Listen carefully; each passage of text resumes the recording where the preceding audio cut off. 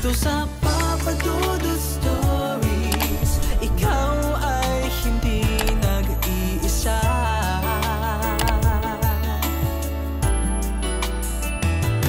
Dito sa Papa Dudut Stories, may nagmamahal sa'yo. Papa Dudut Stories. Dear Papa Dudut, sa lahat po ng mga nakatutok ngayon, huwag pong kalimutan mag-like, mag-share at mag-subscribe. Maraming salamat po sa inyong lahat.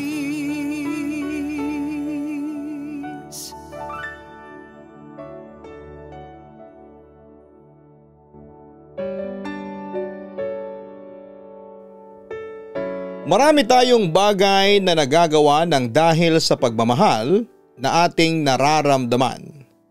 Kasama na nga doon ay ang mga bagay na para sa taong espesyal sa buhay natin. At nakakalimutan na natin na dapat ay palagi pa ring pinapahalagahan at binibigyan ng respeto ang ating mga sarili. Dear Papa Dudut, kumusta po kayo at ang ating mga kaistorya na gising pa sa mga oras na ito? Itago niyo na lamang po ako sa pangalang Ezekiel. Hindi ko po tunay na pangalan. Nakatira ako sa Tondo at napasulat ako dahil kailangan ko ng payo at alam ko na pwede kayong makatulong pati na ang ating mga kaistorya na nakikinig ngayon. Galing nga pala ako sa isang medyo kalakihang pamilya na hindi ganong magaan ang pamumuhay, Papa Dudut. 8 kaming magkakapatid at pang-4 ako. Ang 3 mas matanda sa akin na mga kapatid ko ay maagang nagsipag-asawa. Ang panganay na si Kuya Eko, 17 years old nang mabuntis ang girlfriend niya. Ang pangalawa na si Ate Sheila, 16 years old nang mabuntis. At ang sumunod na si Kuya JJ, 18 years old naman nang makipag-live-in sa partner niya. Maaga silang nagkanya-kanya ng buhay. Sabi ni nanay, mas ayos na raw yon kesa dumagdag pa silang pabigat sa aming pamilya. Hindi na raw nila alam kung saan pa sila kukuha ng pera na panggastos sa mga naging anak ng mga kapatid ko. Kaya nang bumukod ang mga ito, kahit wala pang kasiguraduhan sa kanya-kanyang buhay, hinayaan na lang niya. Doon din naman daw kami papunta, Papa Dudut, sa pagbuo ng kanya-kanyang pamilya. Sadyang napaaga lang daw yung mga sa kapatid ko. Siyempre sumama ang loob ng mga magulang ko sa kanila kasi umaasa ang mga ito na makakatulong sila sa pamilya namin. Na pwedeng sila ang makapag-ahon sa pamilya mula sa kahirapan. Grabe rin ang paniniwalang yon ng mga ibang Filipino. Yung pagpasa ng mga magulang sa mga anak ng kanilang responsibilidad. Kahit na hindi naman namin pinili na isilang sa mundong ito. Hindi namin alam kung bakit kailangan na kami ang sumalo ng kanilang mga responsibilidad. May mga kaklase rin kasi ako na nape-pressure sa kanilang mga magulang lalo na kapag sinasabi ng mga ito ang palaging sinasabi ni nanay sa akin. Aayusin mo ang pag-aaral mo, Ezekiel, ikaw na lang ang pag-asa ng pamilya na ito na makakatulong sa mga kapatid mo. Wika ni nanay habang sabay-sabay kaming nag-aalmusal. Tama ang nanay mo, anak. Huwag kang gagaya sa mga kapatid mo na puro sarili lamang nila ang iniisip. Hindi man lang naisip na tumulong muna sa pamilya na ito bago gumawa ng mga anak nila, ang sabi pa ni tatay. Lalo na yang si JJ, aba nakailang balik na yan dito sa bahay para lang manghiram ng pamasahe na pang-apply niya raw pero hanggang ngayon naman ay wala pa rin siyang trabaho, ang sabi pa ni nanay. Pinagdadagdag niya lang yata sa pambili sa mga bisyo niya kaya yun ang dinadahilan niya, sabi ni tatay bago bumaling ng tingin sa akin. Kaya ikaw, Ezekiel, huwag kang gagaya sa mga kapatid mo na yon. Isipin mo na lang ang naging hirap namin ng nanay mo para buhayin kayong magkakapatid. Matuto sana kayo na ibalik yon sa amin. Kahit na saglit lang, wika pa ni tatay. Almusal na may kasamang sermon at paalalang palaging ganap sa bahay namin, Papa Dudut. Paalala na kahit nasa 3rd year high school pa lamang ako, may responsibilidad na kaagad ako sa pamilya namin. Hindi ko naman pinili ang ipinanganak sa mundong ito. Kaya hindi ko maintindihan kung bakit kailangan na ulit-ulitin nila na kailangan ko silang tulungan sa responsibilidad nila, Papa Dudut. Nakakainis talaga sila. Ewan ko ba kung bakit inuulit-ulit pa nila yon kahit araw-araw na nilang sinasabi sa akin ang paalala na yon. Pagkukwento ko sa kaklase kong si Gia. Baka raw kasi makalimutan mo kaagad kasi makakalimutin ka. Pabirong wika niya. Paano ko makakalimutan? Palaging kasama ang paalala na yon sa almusal at hapunan namin. Minsan nga kahit naglilinis lang ako sa sala at nakita ko si nanay, sasabihin naman niya ang paalala na yon. Ang sabi ko. Ganon talaga kasi umaasa sila na hindi ka susunod sa yapak ng 3 nakakatanda mong kapatid. Natutulungan mo sila hindi kagaya ng ginawa ng mga kuya at ate mo, sabi pa ni Gia. Bala ko naman silang tulungan pero hindi na nila yon kailangan pang ipaalala sa akin. Kasi nakakarindi ang ginagawa nilang yon, nakakainis, wika ko pa. Nako, ayan ka na naman, hayaan mo na sila. Ang mahalaga ay plano mong tulungan sila kahit na naiinis ka sa kanila, sabi pa ni Gia. Oo, hindi ko kakalimutan ang palagi nilang sinasabi sa akin na may responsibilidad ako sa pamilya. Kahit na hindi ko naman pinili na ipinanganak sa mundong ito, wika ko. Basta ako masaya ako na nandito ka sa mundong ito. Kasi kung hindi wala akong cute na Ezekiel na kausap ngayon, pagpapagaan ni Gia ng loob ko. Papa Dudut, matagal na kaming magkaibigan ni Gia at sa totoo lang, matagal na rin akong may espesyal na nararamdaman para sa kanya. Alam ni Gia yon at sinabi niya na kahit pareho kami ng feelings ay hindi pa siya handa at pwedeng magka-boyfriend.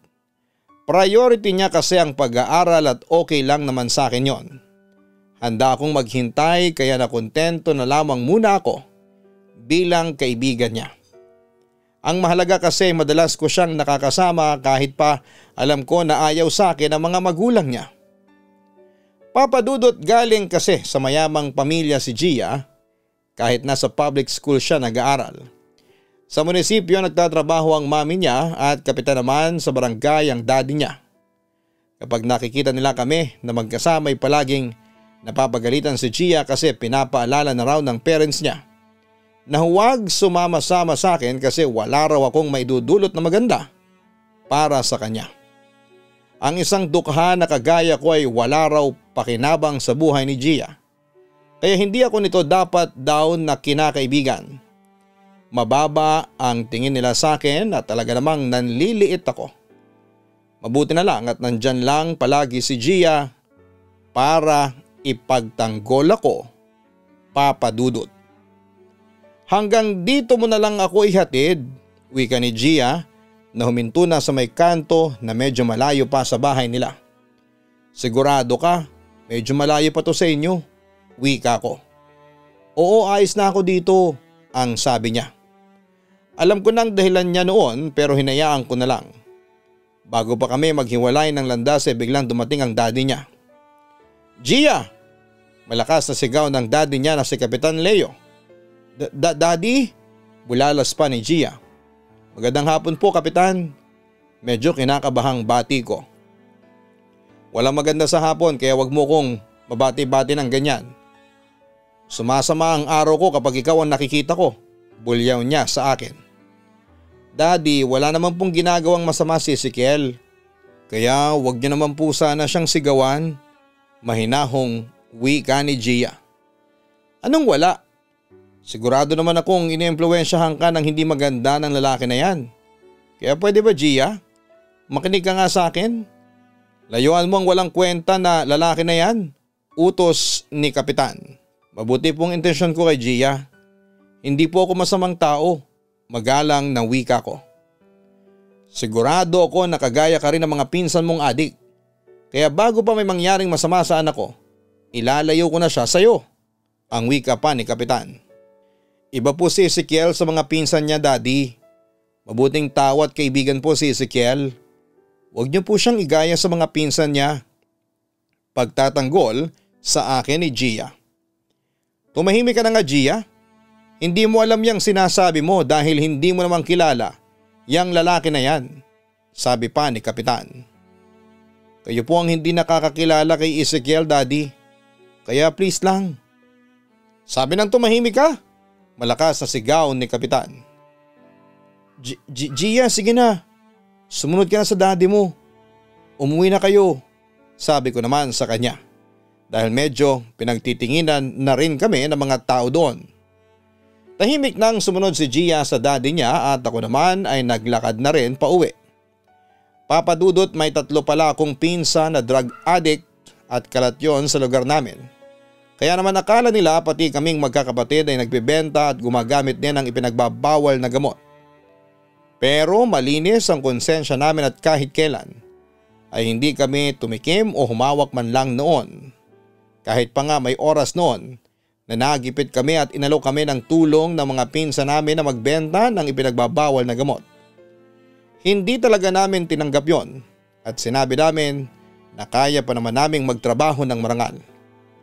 Tiniis namin ang gutom para lang patunayan sa ibang tao na hindi kami kagaya ng ibang kamag-anak namin. Hindi kami maninira ng buhay ng ibang tao para lamang mabuhay kami, Papa Dudut. Pero syempre iba ang kumakalat noon sa lugar namin. Sinasabi nila na pamilya kami ng mga drug addict at pusher. Kahit pa nga hindi naman namin kinakausap ang mga kamag-anak na yon. Nakatatak na sa isipan ng ibang tao kung gaano kami kasama.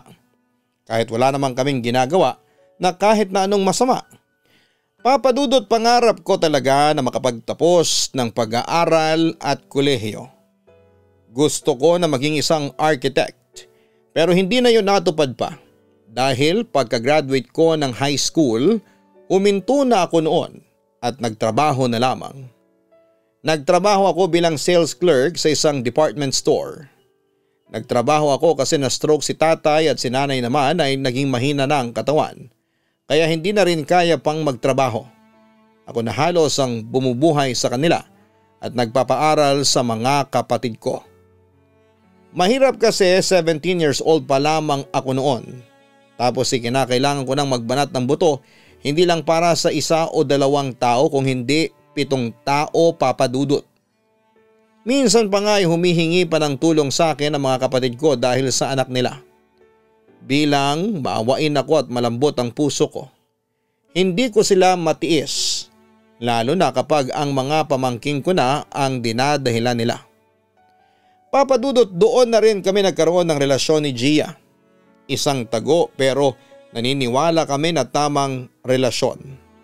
Walang sino man sa amin ang nagkamali dahil tama ang nararamdaman naming pagmamahal sa isa't isa.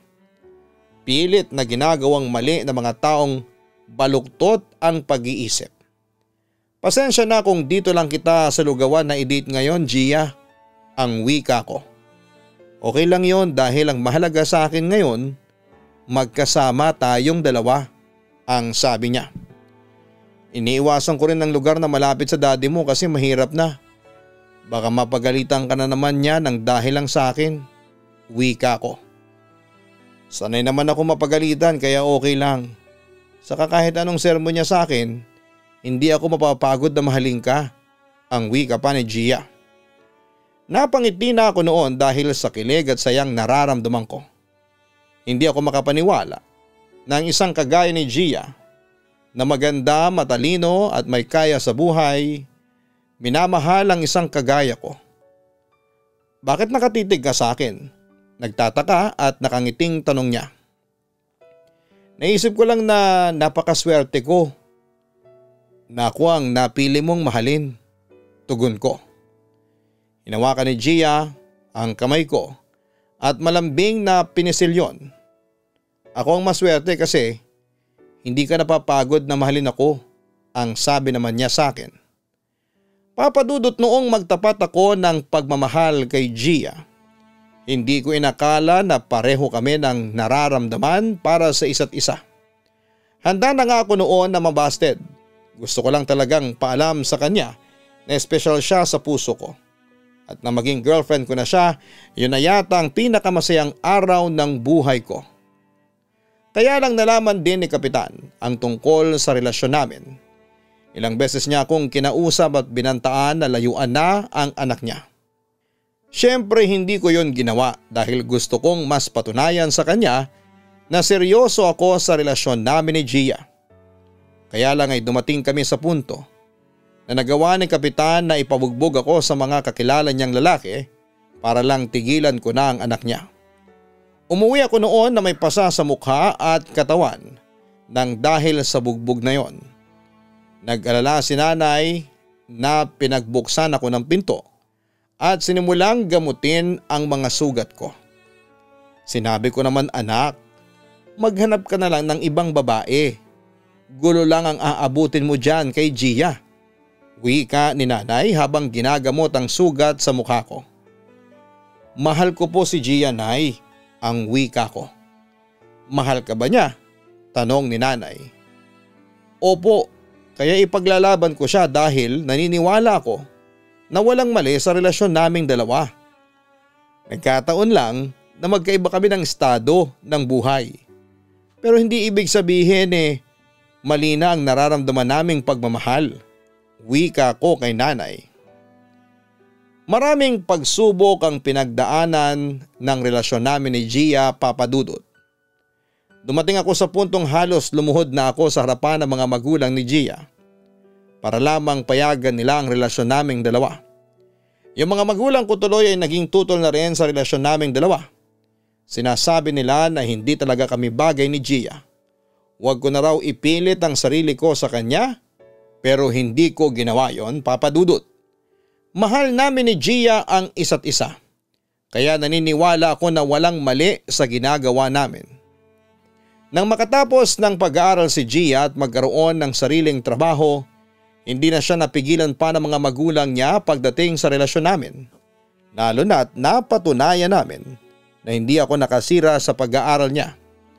Nilunok ko na lang lahat ng pangalipusta na ginawa at sinasabi sa akin ng mga magulang niya.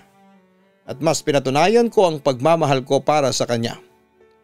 2 taon nang lumipas, nagpakasal na rin kami ni Gia, Papadudot. Sa kabila ng pagtutol ng mga magulang namin ay pinaglaban ko pa rin siya. Alam ko kasi na si Gia lang ang babaeng para sa akin at wala nang iba pa. Siya lang ang pwedeng mahalin ng puso ko. Sobrang saya ko sa araw ng kasal namin kahit konti lang ang nakidalo. Hindi naman namin kailangan ng maraming bisita. Ang kailangan lang namin, yung tao na naniniwala sa pagmamahalan namin ni Gia. Naging masaya ang pagsasama namin bilang mag-asawa ni Gia. Tumira kami sa hindi kalakihang bahay at pareho na rin nagtatrabaho. Pero sa loob ng 3 taon na pagsasama namin, hindi kami nabiyayaan ng anak, Papadudot. Pareho pa naman kaming excited na magkaroon ng anak. Lalo na at alam namin sa mga sarili namin na handa na kami sa panibagong yugto ng aming buhay. Ang maging isang ganap na pamilya at magkaroon ng anak. Pero hindi naging madali ang parting yon sa buhay namin. Dahil ilang taon na ang lumipas ay hindi pa rin kami nabibigyan ng anak. Ang sabi ng doktor ay wala naman daw problema sa aming mag-asawa. Pareho kaming capable na magkaroon ng anak. Sadyang kailangan lang namin ng pahinga mula sa stress at mahabang pasensya. 2 taon pa ang hinintay namin, Papadudot, hanggang sa wakas ay pinagbuntis na ni Gia ang magiging anak namin. Sobrang tuwa ko noon at halos magtatalon talaga ako sa sobrang saya na nararamdaman ko nang sabihin niya sa akin ang napakagandang balita na yon. Uy, huwag kang mag-ingay ha, nakakahiya sa mga kapitbahay. Natatawang saway sa akin ni Gia. Sorry na mahal, wika ko bago nagpunas ng luha. Niyakap ko siya ng mahigpit para may paramdam sa kanya ang pagmamahal ko.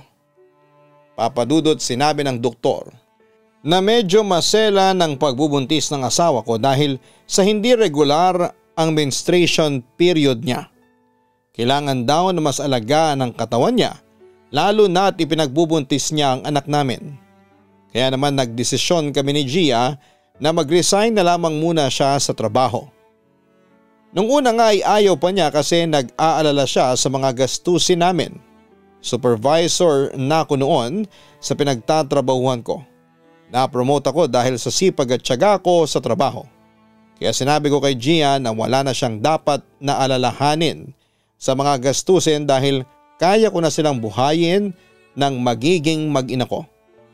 Sigurado ka ba na hindi ka mahihirapan sa mga gastusin kapag nag-resign ako? Tanong pa ni Gia. Hinaplos ko ang pisngi niya at ngumiti ako. Oo, sigurado ako. Kaya huwag ka na mag-alala sa akin. Isa pa, ako ang padre de pamilya. Kaya responsibilidad ko ang pamilya na ito, tugon ko. Hindi naman ibig sabihin na ikaw ang padre de pamilya. Hindi na kita tutulungan. Kailangan pa rin kitang tulungan sa lahat ng responsibilidad sa bahay na ito, wika niya. Basta kung gusto mo akong tulungan, mas alagaan mo ang sarili at katawan mo. Alagaan mo ang bibi natin, wika ko. Salamat Ezekiel ha, wika ng asawa ko. Para saan? Pagtataka ko. Para sa lahat ng sakripisyo mo sa akin at sa pamilya na to. Nung una pa lang ikaw na talaga ang mas nag-i-effort sa relasyon na to. Kaya sobrang salamat talaga, wika niya. Mahal kita kaya gagawin ko ang lahat para sa iyo, ang sabi ko naman. Papadudot ng mga oras na yon ay hindi pa rin ako makapaniwala na sa wakas ay matutupad na ang pangarap namin ng asawa ko. Magiging isang totoong pamilya na kami. Pareho kaming excited sa ipinagbubuntis ng misis ko kaya lahat ng bilin ng doktor ay sinusunod namin. Hanggang ngayon ay kinakabahan pa rin ako, wika ng asawa ko. Bakit ka kinakabahan? Tanong ko. Kasi palaging sinasabi ng doktor na masela ng pagbubuntis ko. Ezekiel, kung sakali man na dumating ang pagkakataon na kailangan mong mamili kung sino sa amin ni baby ang mabubuhay, siya ang piliin mo ha. Mangako ka sa akin, wika niya. Ano ba yung sinasabi mo, Gia? Walang mangyayaring masama sa inyo ng baby natin. Kaya huwag kang magsalita ng ganyan. Saway ko pa sa kanya. Napaluha si Gia. Please, gusto ko lang na mangako ka sa akin na pipiliin mo ang baby natin, wika pa niya. Ayoko talagang sagutin ang tanong na yon pero sinabi ko na lang kay Gia na susundin ko ang gusto niyang mangyari. Pipiliin ko ang baby namin kahit parang hindi ko kayang gawin yon. Naniniwala din naman ako na walang masamang mangyayari sa kanila ni baby at hindi ko kailangan na mamili sa kanilang dalawa. Papadudot bukod sa pagtatrabaho ay naging busy rin ako sa mga gawaing bahay dahil gusto ko na mas malagaan ang asawa ko at magiging anak namin. Gusto kong maipakita sa kanya at mas may paramdam ang pagiging responsableng padre de pamilya ko hanggang sa dumating ang araw ng panganganak ni Gia. Kagad ko siyang nadala sa ospital at ilang minuto lang ang lumipas. Yung excitement na nararamdaman ko ay napalitan ng takot at kaba nang kausapin ako ng doktor. Hindi maganda ang lagay ng asawa at anak ko. Dumating ng oras na sobrang kinakatakutan ko. Kailangan kong mamili kung kaninong buhay sa asawa ko o anak ko ang ililigtas ko. Ayokong mamili talaga noon dahil parehong mahal ko ang asawa at anak ko. Pero sinabi ng doktor na habang lumilipas ang bawat minuto ay mas nanganganib ang buhay ng mag-ina ko. Kaya naman sa huli pinili ko na iligtas nila ang buhay ni Gia. Mabilis na sumunod na pangyayari. Nailigtas ang buhay ni Gia pero hindi ang anak namin. At nang malaman ni Gia na wala na ang anak namin ay halos mahimatay siya sa sobrang pag-iyak na ginawa niya. Sinubukan kong ipaliwanag ang sitwasyon pero mas nanaig ang pighati ng mga oras na yon. Nang makalabas na si Gia sa ospital ay napakalaki ng nagbago sa kanya, papadudot. Naging mainitin ang ulo niya at madalas na hindi niya ako kinakausap. Kung kausapin niya man ako ay palagi siyang galit at naiiyak na isinusumbat sa akin ang desisyon na ginawa ko nung araw na nanganak siya. Ezekiel, nangako ka sa akin. Nangako ka na pipiliin mo ang anak natin. Pag-iyak ng asawa ko. Hindi ko na rin mapigilan ang mga luha ko noon, Papa Dudut. Mahal kita, Gia. Tanging nasabi ko. Kung mahal mo ko, tutuparin mo ang pangako mo sa akin. Hindi mo hahayaan na mamatay ang anak natin. Pag-iyak pa ng asawa ko. Hindi ko kayang mawala ka sa akin. Wika ko. Hindi ko rin kaya na mabuhay sa mundong ito na wala ang anak natin. Dapat siya na lang ang pinili mo. Dapat hindi mo siya hinayaang mamatay. Dapat hindi mo pinatay ang anak natin. Panunumbat pa ng asawa ko. Sobrang sakit ng mga salitang yon, Papa Dudut. Kasi hindi ko naman talaga ginusto na mawala ang anak namin. Hindi ko ginusto na mamatay siya, Papa Dudut. Pero kahit kailan, hindi ko kakayanin na mabuhay na hindi kasama ang asawa ko. Kaya lang kahit na anong paliwanag ko sa kanya, naging sarado na ang isip at tenga niya sa akin. Naging matigas na ang puso ng asawa ko. Pero hindi ako sumuko na suyuin, lambingin at alagaan siya. Hindi ako nanunumbat pero sinalo ko lahat ng bigat sa bahay namin. Ako na ang nagtatrabaho para sa lahat ng gastusin, ako pa rin ang nag-aasikaso sa mga gawaing bahay. Walang ibang ginawa si Gia kung hindi ang sungitan at awayin ako. Ang sabi ko noon ay okay lang. Okay lang kahit na nakakapagod. Dahil alam ko na babalik din kami sa dati. Babalik din si Gia na mahal ako. Hanggang isang araw ay maaga akong umuwi sa bahay namin para sorpresahin ang asawa ko. Nadala ang paborito niyang ice cream at pizza. Pero ako pala ang nasorpresa ng araw na yon. Dahil pagpasok ko ng bahay namin ay doon sa may sala ay may nakita akong lalaki na nagtataas ng kanyang pantalon habang si Gia ay nakaupo sa sofa at nag-aayos ng suot niyang duster. Nabitawan ko noon ang mga pagkain na dala ko at nakuyom ang mga kamao ng kamay ko habang pilit na pinipigilan ng sarili ko na sugurin ang lalaki. Saglit lang kaming nagkatitigan, Papa Dudut, at mabilis na lumabas ng bahay namin. Kasunod ng pagpapalaya ko sa mga luha ko na magwala mula sa mga mata ko. Nakita ko na naluhan na rin ang asawa ko at lumapit siya sa akin at sinubukan niya akong hawakan pero napatras ako. Ezekiel, naluluhang wika niya. Gia, bakit? Anong nagawa ko? Anong nagawa kong kasalanan para gawin mo sa akin to? Pagluha ko. Sorry, wika pa ni Gia. Binigay ko sa iyo ang lahat ng pag-iintindi na kaya kong ibigay pero bakit kailangan mong gawin sa akin to? Bakit kailangan mo akong saktan ng ganito? Bakit, Gia? Muling pagluha ko. Pakiramdam ko noon, Papa Dudut, ay para bang sasabog ang puso ko mula sa dibdib ko. Para bang gusto ko nang mamatay ng mga oras na yon. Nag-flashback lahat ng pangyayari sa isipan ko sa ilang taon ng relasyon namin ni Gia. Lahat ng sakripisyo na ginawa ko para sa kanya. Lahat ng paghihirap at pangalipusta na tinanggap ko para lang sa kanya. Tiniis at kinain ko lahat. Nang kapalit lang pala ay lolokohin niya lang ako. Ngayon, Papa Dudut, sasabihin ko na ang dahilan ng pagsulat ko sa gabing ito. Gusto ko pong humingi ng payo mula sa inyo at sa ating mga kaistorya. Kung ano ba ang dapat kong gawin. Umalis na kasi ako sa bahay namin at gulong-gulo pa rin ang isipan ko. Pagkatapos kong mahuli si Gia na may ibang lalaki, humingi siya ng tawad sa akin at nakiusap na bigyan ko siya ng pagkakataon. Bigyan daw namin ng pagkakataon na ayusin ang relasyon naming dalawa. Dapat ko pa nga ba siyang patawarin? Dapat pa nga ba akong magbigay ng pagkakataon para sa aming dalawa? O mas dapat kong piliin ang sarili ko sa pagkakataon na ito pagkatapos kong ibigay sa kanya ng ilang taon ang buhay ko? Umaasa ako, Papa Dudut, na sana'y matulungan ninyo ako sa problema kong ito. Sana'y mabigyan ninyo ako ng payo. Hanggang dito na lamang po. Lubos na gumagalang, Ezekiel. Maraming salamat Ezekiel sa pagsulat mo dito sa aking YouTube channel. Salamat sa tiwalang ibinigay mo dahil alam ko na hindi madaling isulat ang ganitong parte ng iyong buhay. Sa totoo lang ay mahirap magbigay ng payo sa ganitong sitwasyon, lalo na't wala ako sa kalagayan mo.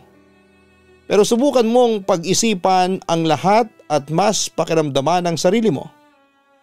Kung kaya mo bang patawarin ang asawa mo at bigyan ng pagkakataon ang iyong relasyon.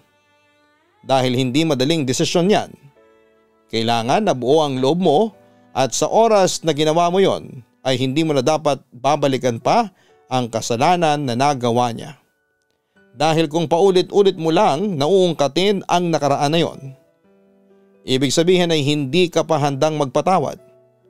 Kaya magdasal ka para mas bigyan ng linaw ng poong may kapal ang nararamdaman mo at desisyon na dapat mong bitawan para sa relasyon ninyo ni Gia. Huwag kalimutan na mag-subscribe sa Kaistorya Horror YouTube channel. Ganon din ang Gia and Gianna Vlogs para sa aming weekly family vlogs. Ang mga link po ng mga ibang channels ko ay nasa homepage ng channel na ito. Salamat po sa mga bago naming mga subscribers.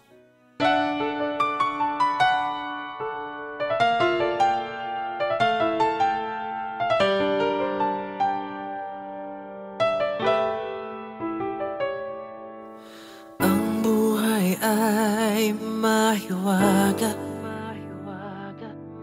laging may lungkot at saya.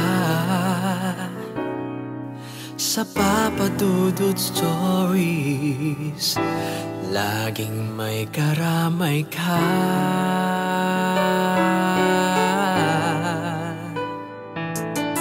Mga problemang kay bigat, dito ay pakikinggan ka. Sa Papa Dudut Stories, kami ay iyong kasama.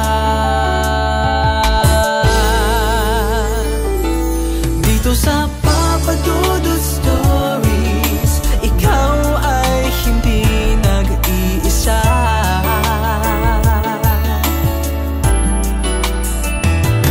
Dito sa Papa Dudut Stories, may nagmamahal sa'yo. Papa Dudut Stories, Papa Dudut Stories,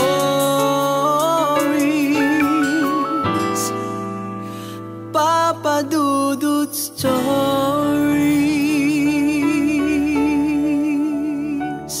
Hello mga ka-online, ako po ang inyong si Papa Dudut. Huwag kalimutan na mag-like, mag-share at mag-subscribe. Pindutin ang notification bell para mas maraming video ang mapanood ninyo. Maraming salamat po sa inyong walang sawang pagtitiwala.